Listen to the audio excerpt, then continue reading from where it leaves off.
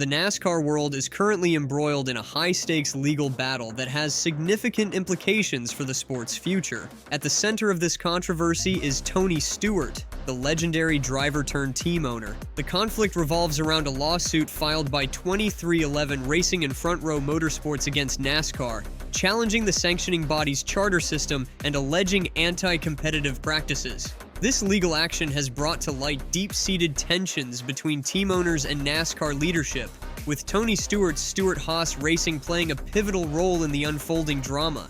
On Monday, NASCAR filed a motion to dismiss the antitrust lawsuit brought by 2311 Racing and Front Row Motorsports. The sanctioning body's legal team argued that the complaint reflects nothing more than dissatisfaction with business negotiations that didn't go their way. NASCAR's motion to dismiss centers on several key arguments. First, they contend that 2311 and Front Row lack proof of a legitimate antitrust case. The sanctioning body also cites a statute of limitations on the charter language established in 2016, suggesting that any challenges to the system should have been raised years ago.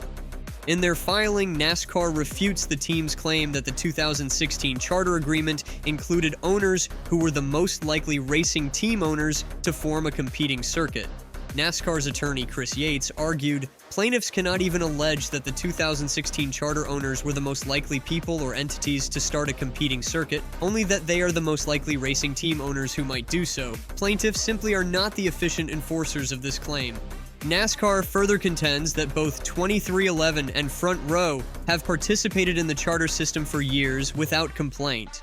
They point out that Front Row was a founding member of the charter agreement in 2016 while 2311 joined the grid in 2021. NASCAR's legal team stated, Front Row signed this release provision most recently on February 6, 2024, and 2311 signed the release provision most recently on March 14, 2024. The sanctioning body argues that the teams are only suing now because they failed to secure favorable terms in recent negotiations. NASCAR's filing asserts, they failed to plead any reduction in competition, meaning they do not have the required antitrust injury to establish antitrust standing, and they aim to renegotiate contractual terms rather than address genuine anti-competitive behavior. In defending its position, NASCAR claims that it is neither a monopoly nor a monopsony. They cite increased charter values and team revenues as evidence of a competitive marketplace. The sanctioning body stated, plaintiffs concede the charters are worth millions of dollars, and NASCAR increased the revenues available to teams after the last round of negotiations. This behavior is the exact opposite of what one would expect from a monopsonist. If NASCAR truly had market power, it would be decreasing its demand for plaintiffs' services and lowering the amount by which it compensates them.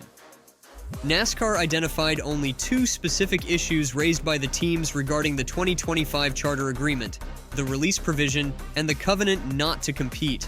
The release provision prevents teams from suing NASCAR, while the covenant not to compete restricts teams from participating in similar stock car racing leagues. NASCAR maintains that neither of these provisions deprives any relevant market of competition. In a surprising twist, NASCAR has accused the teams of acting anti-competitively themselves by forming the Race Team Alliance and the Team Negotiating Committee. The sanctioning body takes particular issue with the behavior of Curtis Polk, an investor in 2311 Racing. NASCAR's filing alleges Curtis Polk led the TNC negotiations and devised various coercive strategies to extract favorable financial and non-financial terms in the 2025 charter negotiations. These strategies included, but are not limited to, boycotts and potential boycotts of NASCAR events, negative media campaign to affect the media rights negotiations, and threats or coercion to other team owners to not break ranks. The legal battle extends beyond NASCAR as an organization, with CEO Jim France also named as a defendant in the lawsuit. France has filed his own motion to dismiss, arguing that the teams have not provided any factual allegations showing his direct involvement in the alleged anti-competitive scheme. France's motion states, plaintiffs improperly seek to drag NASCAR's CEO, Mr. James France, into a legal battle motivated by plaintiffs' inability to secure all their preferred contractual terms from NASCAR during the negotiations over the 2025 charter. A significant development in this ongoing saga is NASCAR's refusal to approve the transfer of charters from Stewart-Haas Racing to 2311 Racing and Front Row Motorsports. This decision came after SHR announced its closure at the end of the 2024 season. SHR, co-founded by Tony Stewart and Gene Haas in 2009, has been a formidable presence in NASCAR, securing Cup Series titles in 2011 and 2014. The team's decision to close operations was attributed to the increasingly demanding nature and significant resources required in motorsports. A spokesperson for SHR stated, "We have made the difficult decision to close Stewart-Haas Racing at the conclusion of the 2024 season. It is a decision that did not come easily, nor was it made quickly. Racing is a labor-intensive, humbling sport. It requires unwavering commitment and vast resources with a 365-day mindset to be better than everyone else. It's part of what makes success so rewarding. But the commitment needed to extract maximum performance while providing sustainability is incredibly demanding. And we've reached a point in our respective personal and business lives where it's time to pass the torch." The closure of SHR put its valuable charters up for grabs, with 2311 Racing and Front Row Motorsports entering agreements to purchase them. However, NASCAR's refusal to approve the transfer has thrown these plans into disarray. The sanctioning body stated that the teams purchased these charters fully aware that they contained a release provision which needed to be accepted for any requested transfer to be considered. This situation has placed Tony Stewart at the center of the controversy. While Stewart's exact words have not been made public, his frustration with NASCAR's handling of the charter transfer is evident. As a respected figure in the sport, Stewart's criticism carries significant weight and has intensified the scrutiny on NASCAR's actions. The implications of this legal battle extend far beyond the involved parties. It has the potential to reshape the entire structure of the 2025 NASCAR season and beyond. NASCAR had initially planned to run the 2025 season with 32 chartered teams and 8 open teams. However, with the 2 SHR charters in limbo, the split could become 30-10, significantly altering the competitive landscape. In response to NASCAR's actions, 2311 Racing and Front Row Motorsports have filed a new preliminary injunction, seeking to race as chartered teams while the lawsuit proceeds. This move came after their initial request for injunctive relief was denied last month. The teams cite changed circumstances, including NASCAR's November 16th decision to remove language from the non-chartered team entry blank that prevented participants from suing the sanctioning body.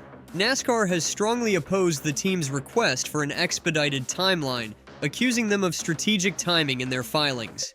NASCAR attorney Chris Yates argued, "Plaintiffs tactically delayed filing their new motion for a preliminary injunction for over a week, intentionally dropping it on NASCAR and the court on the eve of the Thanksgiving holiday after first posting about it on social media many hours before filing. The legal proceedings are moving forward rapidly.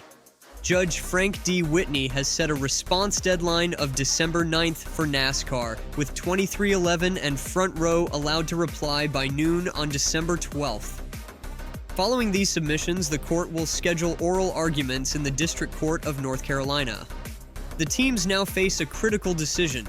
They have a week to decide whether to proceed with the purchase of SHR's charters, even without the guarantee that they will be able to use them. This uncertainty has created tension with sponsors, some of whom are demanding assurances about sponsoring a chartered car. The potential consequences for 2311 and Front Row are severe. If they cannot secure charters, they will be forced to race as open teams, incurring higher costs and losing the guarantee of entry into every race of the season. This situation could have significant implications for their sponsorship agreements and overall competitiveness. Denny Hamlin, co-owner of 2311 Racing, has expressed uncertainty about the team's participation in future events, including the clash at Bowman Gray in February. Hamlin stated, "I don't know. I think a lot of dominoes need to fall, sponsorships, things like that. So I don't know if that decision's been rock solid made yet, but things are so fluid. Over the next few weeks, we'll probably know more." Despite the uncertainty, Hamlin has assured his team's employees that they will not be negatively impacted by the outcome of this legal battle. He emphasized, "As 2311, we're prepared for any outcome." I think Michael Jordan has stated, and I've stated to the team, we will not let this affect our employees whatsoever in any kind of way. And any financial distress is going to have to fall directly on the owners. It will not fall on our people whatsoever. We will not allow that to happen. If you enjoyed the video, please like, comment, and subscribe to NASCAR Insider to stay updated on upcoming content.